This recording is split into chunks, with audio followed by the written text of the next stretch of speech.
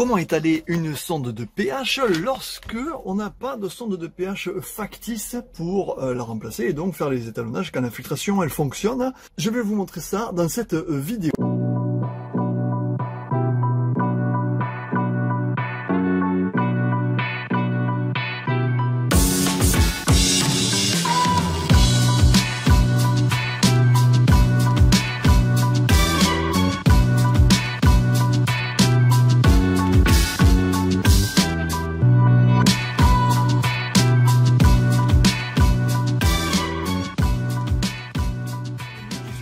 Technicien, formateur et expert piscine, et aujourd'hui eh bien, je vais vous donner la solution ultime et infaillible pour justement éviter qu'il y ait un geyser qui sorte des sondes si eh bien, vous faites l'étalonnage, parce que vous savez que lorsqu'on fait l'étalonnage des sondes, eh bien, il faut automatiquement éteindre la filtration, sortir la sonde et puis allumer la filtration pour mettre et mettre ensuite la sonde de pH ou la sonde de redox ou redox et pH pardon dans des solutions de tampons pour pouvoir les étalonner correctement. Et en général eh bien on galère parce que on n'y arrive pas parce que justement on n'a pas de sonde factice comme celle-ci qui vont se mettre à la place tout simplement parce qu'on n'est pas, quand on n'est pas professionnel évidemment c'est un petit peu plus compliqué d'avoir des sondes comme ça.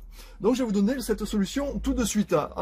N'hésitez pas à vous abonner, liker, commenter, partager la vidéo. La solution c'est maintenant et voyons comment on va faire. La première chose à faire évidemment, c'est fermer toutes les vannes de la filtration. Ça pour l'étalonnage, je vous ai déjà expliqué sur d'autres vidéos, donc je ne vais pas y revenir. Mais par contre là, seulement je vous explique comment on fait pour boucher ça si on n'a pas de sonde. Donc ici, pareil sur la vanne 6 voies, eh bien, on va la mettre sur fermé. Ici, filtration en arrêt. Ok, donc là ici, je vais dévisser tout simplement, et puis je vais enlever cette sonde. Ok, la sonde elle est partie, ça marche. Normalement il ne doit pas y avoir trop de bruit d'eau qui circule, hein, d'accord. Ok, donc je vais enlever sur ce produit, sur ce type de porte-sonde là, on va un petit peu le décortiquer, et puis on voit quoi? On voit que ici il y a donc le support de sonde, il y a l'arrêt de la sonde, super important pour éviter que la sonde elle saute, et on a une petite bague. Ok, le but du jeu c'est quoi? Le but du jeu c'est que lorsque je vais allumer la filtration ici, eh bien on n'est pas un geyser, parce que regardez, si j'allume la filtration, je vais le faire très rapidement, vous allez voir un petit peu ce que ça fait, c'est assez rigolo. Hop, voilà, alors il va y avoir un petit peu d'eau de partout, ça va être n'importe quoi. Allez, on le fait juste pour vous montrer. Donc là je le bouche avec le doigt, ok, donc il n'y a pas de problème. Par contre, vous voyez que si je lâche un peu, c'est devient très galère à faire, et là c'est vraiment galère pour étalonner la sonde. Donc je vais l'arrêter, hop, tout de suite. Et là vous voyez que c'est un peu chaud patate. Si vous le faites vous-même, bon, vous risquez de ne pas y arriver et d'en mettre partout, et c'est pas bon pour l'électronique, l'électricité, le moteur de filtration et tout ça. Donc là, quelle est la solution les amis? Eh bien, regardez ce qui se passe ici, on a un petit joint. Fantastique, et là regardez, seulement une petite pièce, et bien ça va vous sauver la vie, en tout cas sur ce système là. On va la poser sur le joint, ok, comme ça. Ensuite on va prendre notre petite bague, et on va la mettre dessus, hop, tac, comme ça, et puis je vais simplement revisser. Ok, si la vidéo vous plaît, hein, surtout vous likez, hein. Abonnez-vous à la chaîne, bien évidemment, pour avoir toutes les vidéos, toutes les astuces nécessaires pour vous en sortir avec votre piscine. Tac, ok, donc là c'est bon, j'ai serré un petit peu. Je serre un petit peu ici, fantastique, et je vais allumer sur on, et on va voir si, si ça fuit ou pas. Fantastique.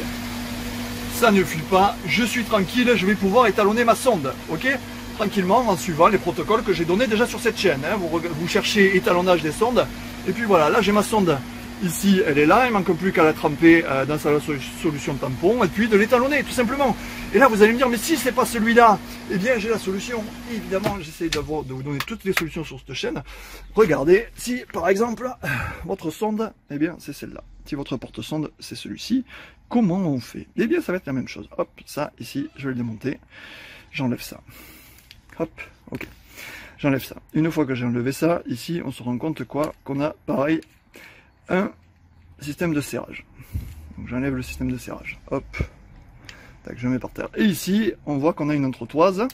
Dessous, on a un petit joint. Donc on va éviter de le toucher ce joint, hein, ok?